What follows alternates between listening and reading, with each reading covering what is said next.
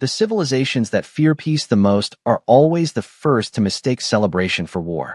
When Imperial Deep Space Observatories detected an extraordinary surge across Earth's global communications, the Empire's strategic intelligence identified a disturbing pattern. Civilian transportation increased dramatically. Military aircraft rehearsed synchronized formations. Entire cities prepared for massive public gatherings visible from orbit. Every indicator matched historical records collected from civilizations that had entered large-scale wars. The Imperial Prediction Engine calculated a 93.6% probability that humanity was preparing for its greatest military mobilization. The Emperor refused to let a machine decide the fate of an emerging world. Rather than dispatching a battle fleet that could turn suspicion into conflict, he entrusted the mission to his heir. Princess Lysera would witness the truth herself before the Empire made a decision that could change two civilizations forever. The order was not welcomed by everyone. Grand Marshal Kaler argued that hesitation had destroyed empires before. He urged the Emperor to position the first fleet outside Earth's orbit before diplomacy could fail. The Emperor refused. "If humanity truly seeks peace," he said quietly, "our first shadow above their sky must not be a battleship." The first explosion painted the night sky in brilliant gold just as Princess Lysera's royal cruiser slipped through Earth's upper atmosphere. Her fingers tightened around the polished crystal railing overlooking the observation chamber, while thousands of synchronized bursts blossomed beneath the clouds like an endless chain of tactical detonations. Silent streams of emerald, sapphire, crimson, and silver climbed into the darkness before dissolving into shimmering galaxies of light. Every instinct drilled into her since childhood whispered the same conclusion. Humanity was mobilizing. Soft chimes echoed across the bridge as holographic symbols awakened one after another. A calm synthetic voice broke the silence. "Warning. Planet-wide energy signatures detected. Probability of coordinated military ceremony. 93.6%. Another window unfolded across the transparent display. Atmospheric launches synchronized across multiple population centers. Thermal output consistent with strategic signaling. Lysera did not answer immediately. She simply watched another wave of dazzling lights erupt above the coastline. Her world had celebrated victories only after campaigns had ended, and every military parade in Imperial history had begun with carefully coordinated displays visible from orbit. Nothing happened by accident. Nothing this magnificent was ever harmless. "Magnify the eastern continent," she ordered softly. The artificial intelligence obeyed. Cities stretched beneath the cruiser like constellations scattered across the surface of an ocean-blue world. Every skyline shimmered with movement. Rivers reflected ribbons of color, while countless streets pulsed with impossible life. Crowds gathered shoulder to shoulder without defensive barriers. Music rolled upward through the atmosphere in faint rhythmic waves that even the cruiser detected through advanced acoustic filters. Lysera's silver eyes narrowed. "No evacuation routes," she murmured. "No civilian shelters." The chief diplomatic advisor stepped beside her, his formal robes glowing beneath the pale bridge lights. "Your Highness, Earth officials insist tonight is their greatest annual celebration." She glanced toward him without moving her head. "Then why do their citizens assemble in such numbers before initiating orbital-scale signal launches?" The advisor hesitated. "Human customs are unconventional." Another brilliant bloom illuminated the clouds. The artificial intelligence spoke again. "Additional observation. High concentrations of aircraft operating in ceremonial formations above major cities." Lysera folded her hands behind her back. "Aircraft. Precision timing. Coordinated launches. Millions gathered beneath open skies. Every variable aligned with imperial doctrine preceding declarations of war. Yet one detail refused to fit. The faces filling the optical scanners showed excitement rather than fear. Parents lifted children onto their shoulders. Elderly couples sat together beneath folding chairs. Teenagers laughed while waving bright banners instead of emergency supplies. None of them behaved like people expecting conflict. Her thoughts lingered on that contradiction as the cruiser descended lower. The music grew clearer.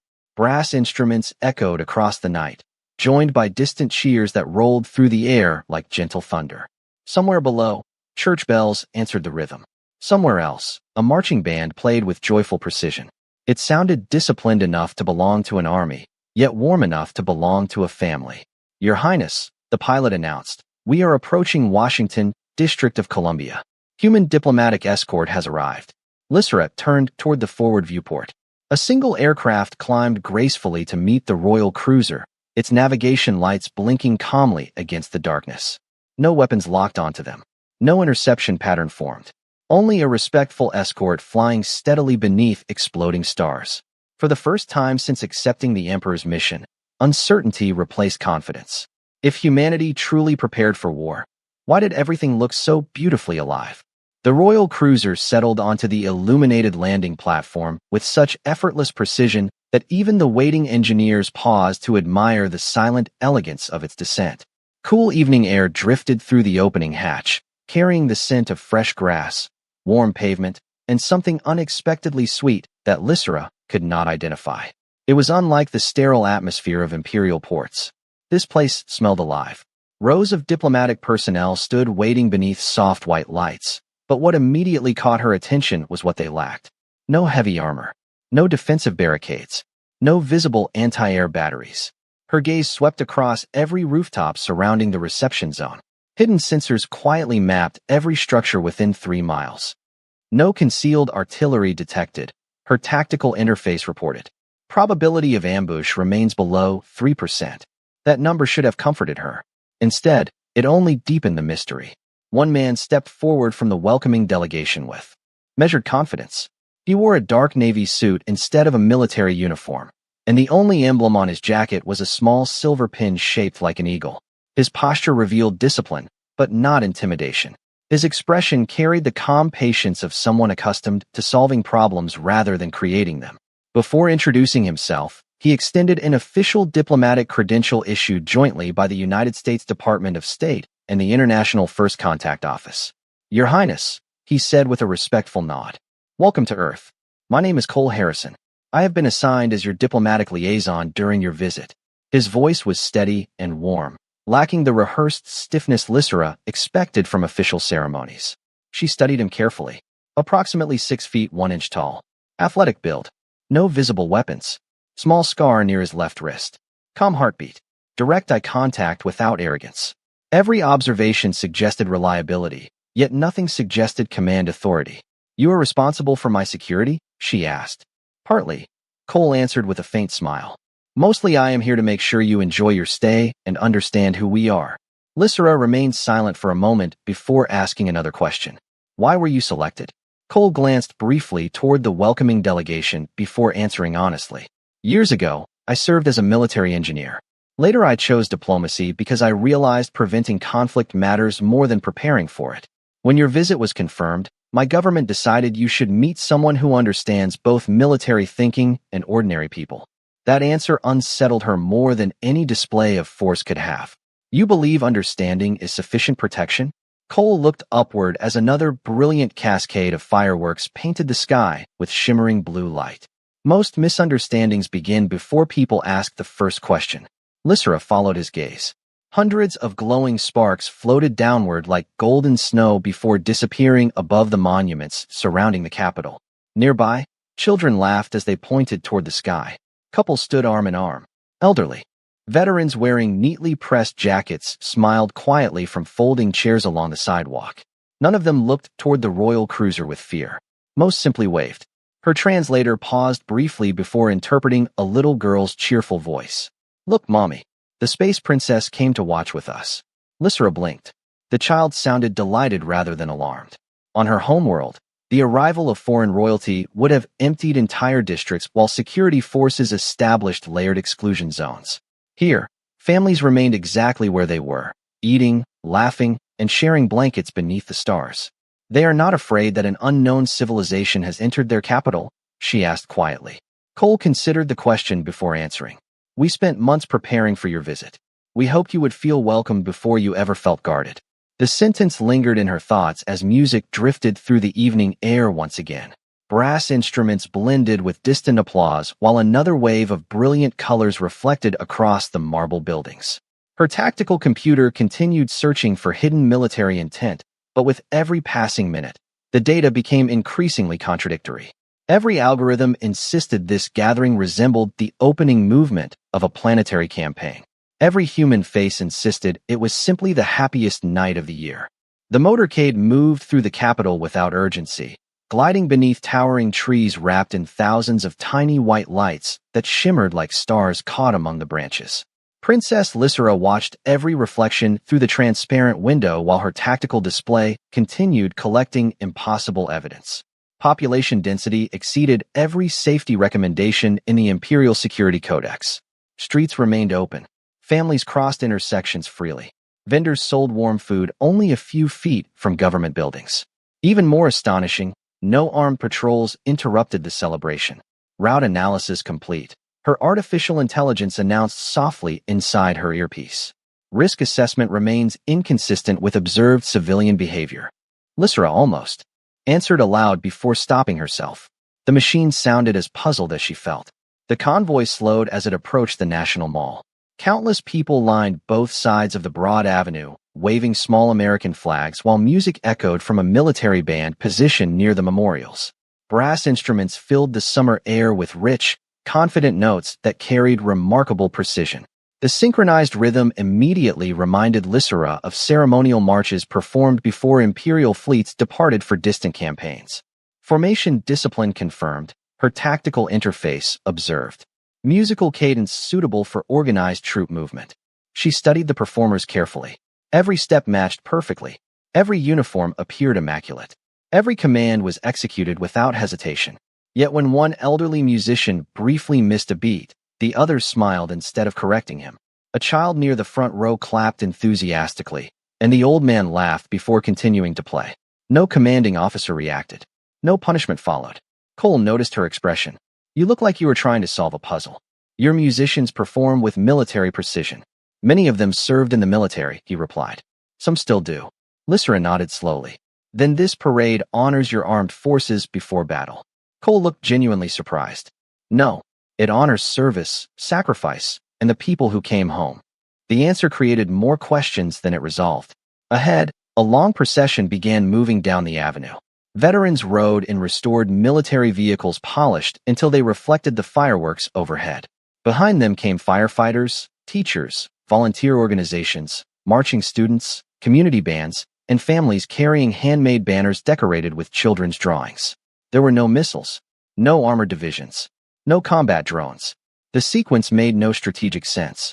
Why place civilians between military units? Lysera asked quietly. Cole smiled, almost amused. Because they are not between them. They are beside them. Everyone here is part of the same story. A sudden roar rolled across the sky. Lysera looked upward instantly as for jet.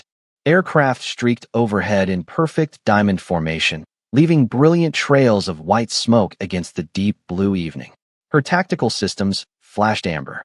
High-speed atmospheric craft detected. Coordinated flight pattern. Recommend defensive readiness. Her pulse quickened for only a moment before she noticed something extraordinary. Every person below stopped to cheer. Children pointed excitedly. Elderly couples applauded. Nobody ran for shelter. Nobody looked afraid. The aircraft climbed steeply together before separating gracefully into 4 different directions, painting enormous arcs above the Washington Monument as another wave of fireworks erupted beneath them. The crowd erupted into applause that felt less like admiration for power and more like gratitude shared among old friends.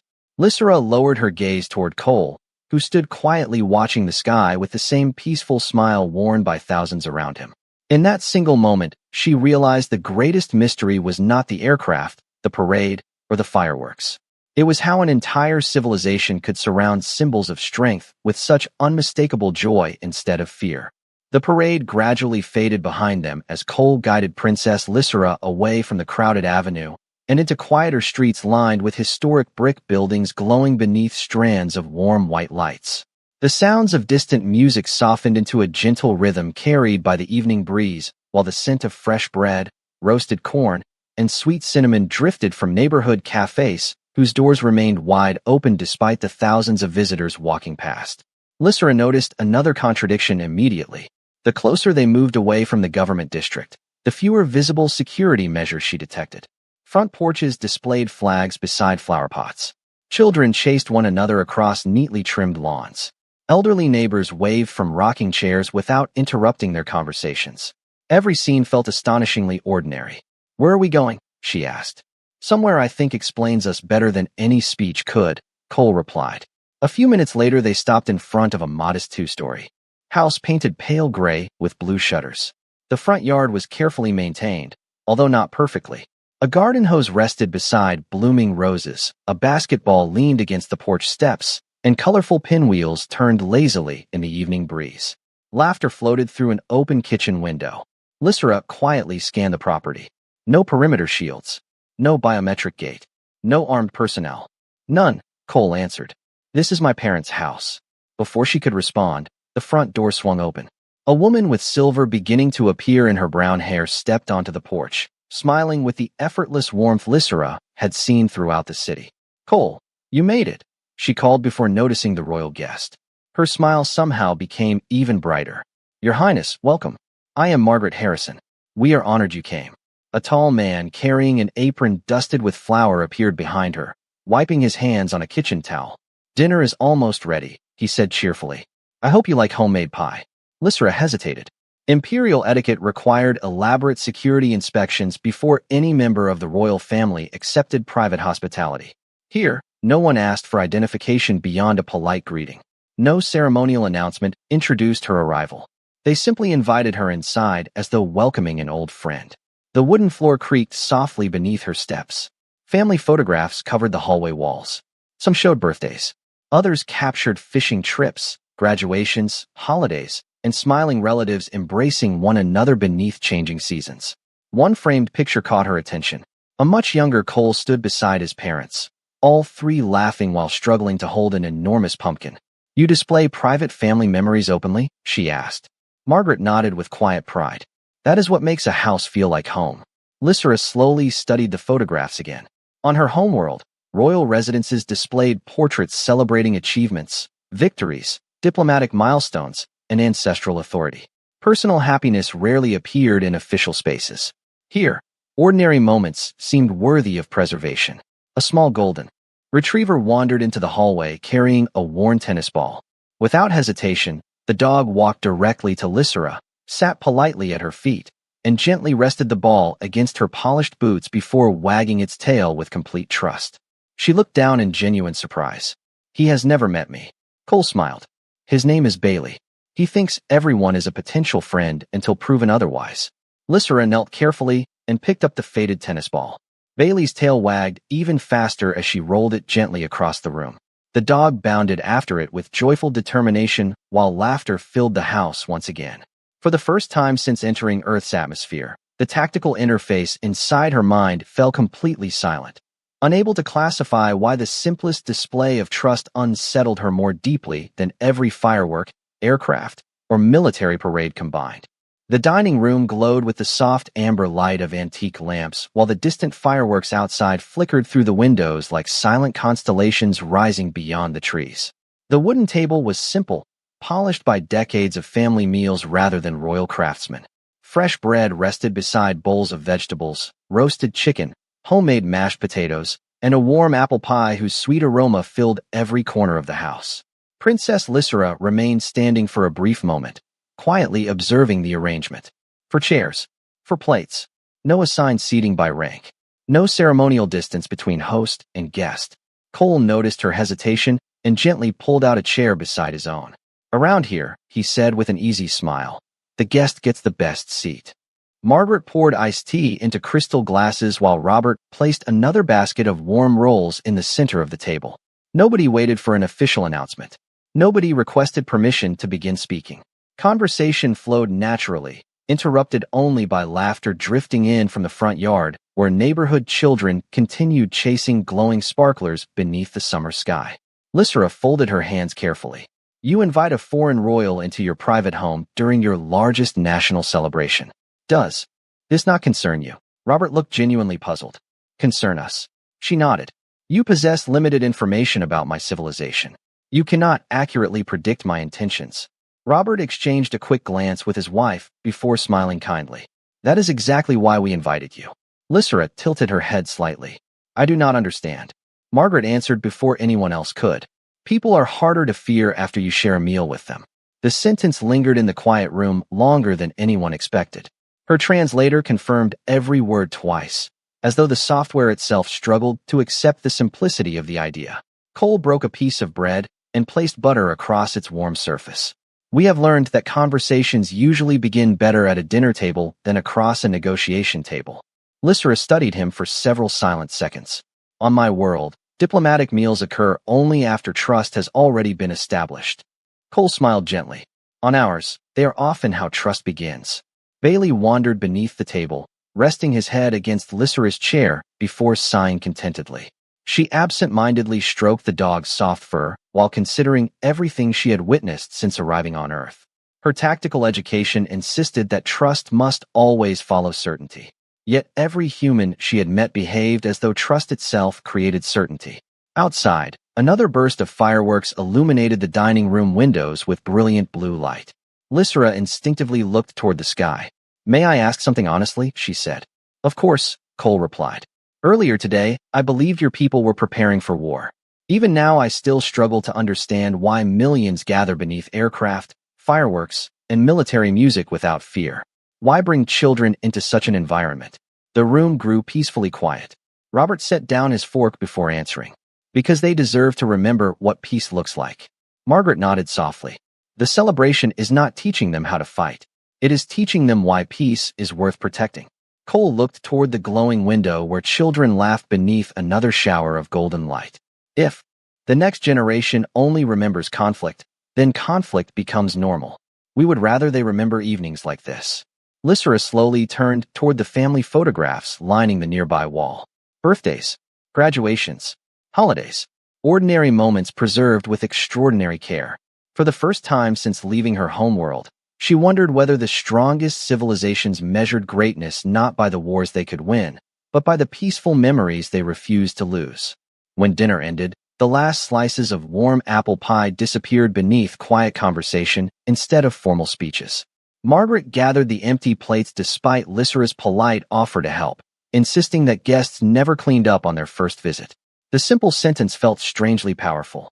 On her homeworld, every interaction between royalty and civilians followed centuries of carefully preserved etiquette. Here, kindness seemed to require no ceremony at all. Cole stepped onto the front porch and waited as Lysra joined him. The evening air had cooled slightly, carrying the scent of fresh-cut grass mixed with distant fireworks drifting across the horizon.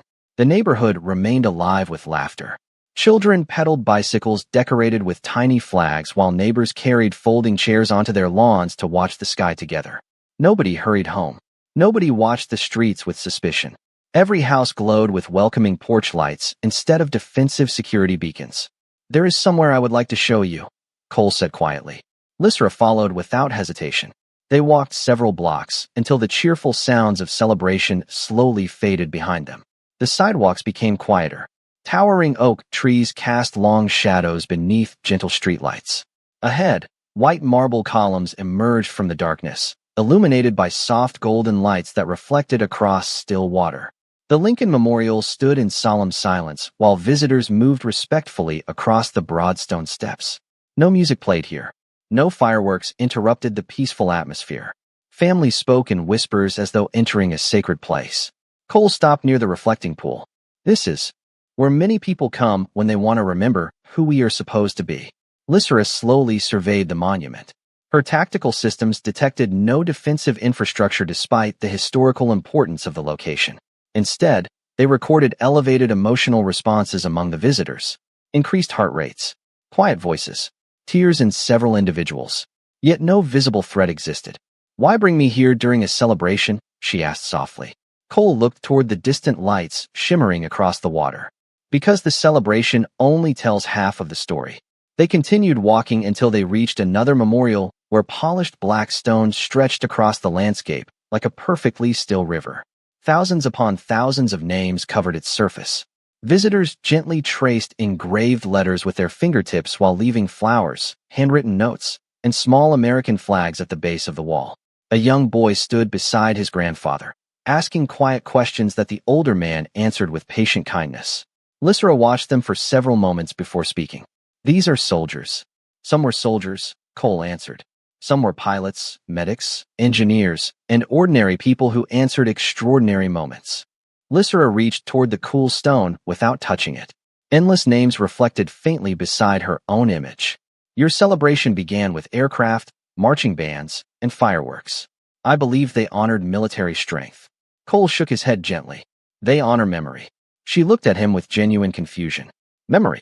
Strength fades. Weapons become obsolete. Victories eventually become history.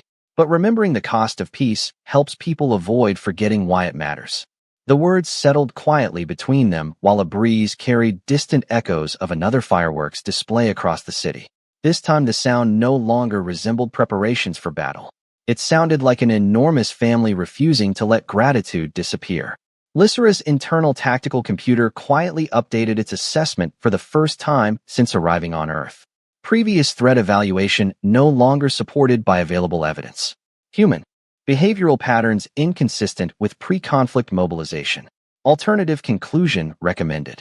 She silently dismissed the notification. She no longer needed an artificial intelligence to tell her something extraordinary was unfolding. As her reflection merged with thousands of engraved names beneath the evening lights, Princess Lysera began to understand that humanity did not celebrate because it loved war. Humanity celebrated because it remembered exactly why peace was worth protecting. They remained beside the memorial until the last traces of twilight disappeared beyond the horizon.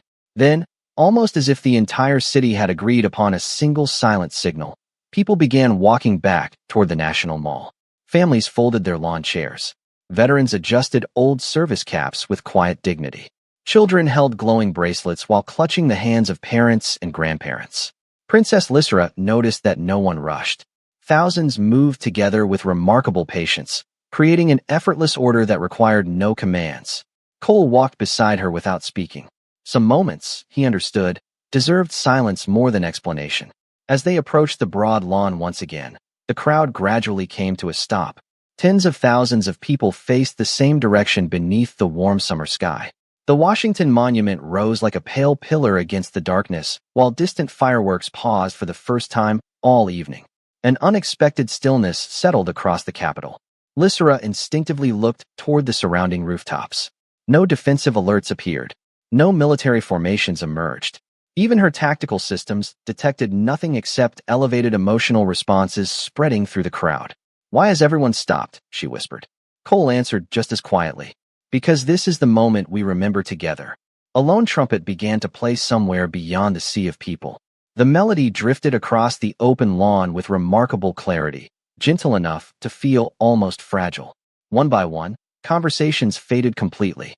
Even the youngest children grew unexpectedly quiet, watching the adults around them with curious respect.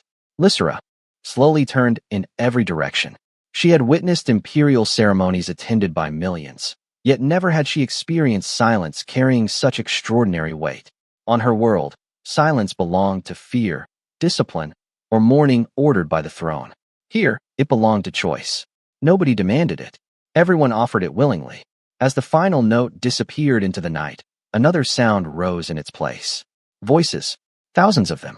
Men, women, children, elderly veterans, visitors from distant states, and strangers standing shoulder to shoulder began singing together. There was no professional choir leading them. No amplification directing perfect harmony. Some voices were strong. Others cracked with age.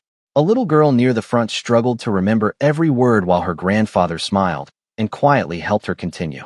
The imperfections somehow made the moment even more beautiful. Lysera listened carefully. Her translator rendered every line with flawless accuracy, yet it could not fully explain what she felt. These people were not singing about conquest. They were not promising vengeance against enemies. They were expressing gratitude for a country that remained imperfect, but endlessly worth improving. She glanced toward Cole. His eyes never left the flag gently moving in the evening breeze. "You all know these words?" she asked softly. He nodded. "Most of us grew up singing them. Even after everything your history has endured." Cole smiled faintly. "Especially after everything our history has endured." Tears quietly appeared in the eyes of several veterans standing nearby. One elderly woman rested her hand against a weathered photograph while continuing to sing with quiet pride. Nobody looked ashamed of remembering. Nobody appeared eager to glorify suffering.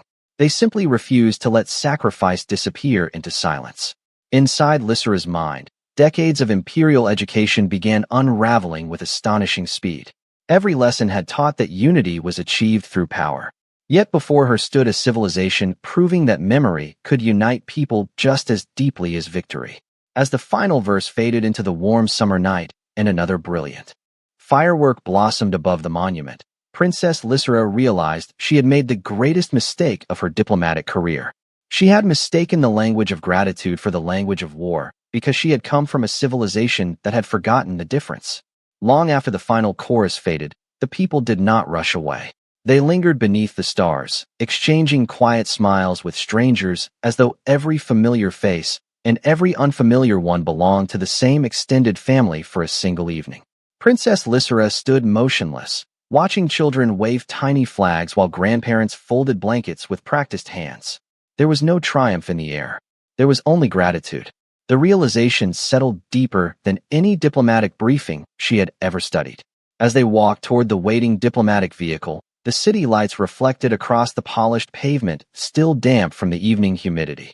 Fireworks continued blooming above the skyline. Yet now every brilliant color carried an entirely different meaning. They no longer resembled tactical signals or coordinated military commands. They resembled memories rising into the sky, bright enough for every generation to see before quietly fading into darkness. Cole noticed the thoughtful silence beside him. "You have been quiet for a while," he said gently. Lysera nodded without looking away from the horizon. "I have been correcting years of certainty." They stopped beside the reflecting pool where the final bursts of gold shimmered across the calm water. For several seconds neither of them spoke. The breeze carried distant laughter mixed with the faint sound of church bells somewhere beyond the monuments. "May I tell you something I have never admitted outside the Imperial Council?" she finally asked. Cole leaned lightly against the stone railing. "You can tell me." Lysera drew a slow breath. "On my world, every gathering of this size has only one purpose. It announces power. Entire cities assemble before military campaigns. Music is written to strengthen resolve. Aircraft fly overhead to remind citizens of the Empire's reach. Fire fills the sky only when authority wishes to be seen." She lowered her eyes toward the water. "I arrived believing your civilization followed the same pattern. I believed your celebration was the opening movement of a planetary war." Cole remained silent, allowing her words to continue. "Instead, I found children laughing beneath aircraft they do not fear. Families inviting strangers into their homes. Veterans honored not because they fought, but because they returned. Memorials visited not to glorify victory, but to remember sacrifice. I prepared myself to study your weapons." She smiled faintly, almost embarrassed. "I should have studied your people." Cole's expression softened. "That is an easy mistake when you come from somewhere that teaches strength differently." Lysera slowly shook her head. "No, it is a dangerous mistake. We have spent generations believing peace survives because powerful civilizations threaten one another. Tonight I witnessed another possibility." She looked toward the thousands of families still celebrating beneath the glowing sky. "Perhaps peace survives because ordinary people keep teaching their children why it matters." Her wrist communicator emitted a gentle tone. An encrypted message from the Imperial flagship appeared before her, requesting the preliminary diplomatic assessment before dawn. Protocol required an immediate strategic classification of Earth. The default recommendation generated by the onboard intelligence still labeled humanity as an unpredictable military civilization requiring elevated observation. Lysera stared at the waiting report for a long moment before calmly opening the evaluation herself. One by one, she erased every automated conclusion. She deleted every threat projection. She removed every assumption built upon fear.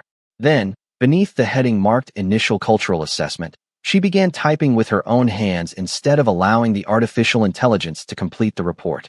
Cole watched quietly without asking what she had written. He only noticed that when Princess Lysera finally pressed the transmission key, the guarded caution that had filled her eyes since arriving on Earth had been replaced by something far rarer. It was not certainty. It was respect. The royal cruiser departed Earth just before sunrise, rising silently above a continent still glowing with the last traces of celebration. Princess Lysera stood alone inside the observation chamber where her journey had begun less than 24 hours earlier. The same oceans reflected the morning light. The same cities stretched toward the horizon. Yet nothing looked the same anymore. The display before her projected the completed diplomatic report awaiting final authorization. Imperial protocol required a single classification that would determine how the empire approached an emerging civilization for generations. Hostile, neutral, strategic rival, military concern. Every previous analysis prepared by the artificial intelligence recommended heightened surveillance, expanded defensive fleets, and long-term containment planning. Lysera calmly deleted every recommendation. Then she opened a blank page and began writing her own conclusion. Initial assumptions proved fundamentally incorrect. Earth's largest public gathering was not preparation for war. It was preparation for remembrance. Humanity demonstrates an uncommon cultural principle. They publicly celebrate peace by honoring those who sacrificed to preserve it. Their military symbols exist beside families, children, teachers, musicians, and neighbors rather than above them. Their greatest strategic strength is not superior technology. It is the ability to transform memory into compassion across generations. Recommendation: pursue permanent cultural alliance before military negotiations. Humanity should be studied not for how they fight, but for why they choose peace whenever they can. She read every sentence once more before pressing transmit. The encrypted message crossed the void between ships in less than 2 seconds. Silence followed. Then another message appeared almost immediately. Priority summons. Imperial Council Chamber. Lysera entered the holographic conference surrounded by towering projections of the Empire's highest leaders. Faces that rarely displayed emotion now regarded her with unmistakable surprise. The Grand Chancellor spoke first. Princess Lysera, your report contradicts every predictive model developed over the past 40 years. Explain. She remembered the fireworks reflected in the eyes of laughing children. She remembered Margaret placing another warm roll on her plate without asking who deserved it more. She remembered thousands of strangers singing together beneath a peaceful sky. Finally, she answered with complete certainty. Because every model assumed that strength always announces war. Humanity taught me that true strength sometimes announces gratitude instead. The chamber fell completely silent. No one interrupted her. No one challenged her conclusion. After several long moments, the Grand Chancellor slowly closed the report before him. Then the Empire shall follow your recommendation. Within days, the first decision was announced across the Empire. The fleet originally scheduled to establish a permanent defensive perimeter around Earth would instead become the first cultural exchange mission in Imperial history. Military escorts were reduced. Scientists, artists, historians, teachers, and students filled the passenger lists. Earth would receive guests instead of observers. Months later, Cole Harrison stood once again on the National Mall as another Independence Day celebration filled the evening sky. This time, one familiar royal cruiser descended through the clouds without triggering a single defensive concern. Princess Lysera stepped onto the same grass where she had once mistaken fireworks for the opening shots of a war. Children recognized her immediately and ran forward waving tiny flags while Bailey happily pulled against his leash, racing toward his old friend. She laughed before kneeling to greet him, no longer as a cautious visitor, but as someone returning to a place that had quietly changed her forever. Above them, thousands of golden lights blossomed across the sky exactly as they had on the night of her arrival. The difference was no longer in the fireworks. The difference was in the woman watching them. Once, she had looked at those lights and seen the beginning of a war. Now she looked at the very same sky and saw millions of people choosing, together, to remember peace. And somewhere far beyond Earth, an entire alien civilization had begun learning to celebrate for the very same reason.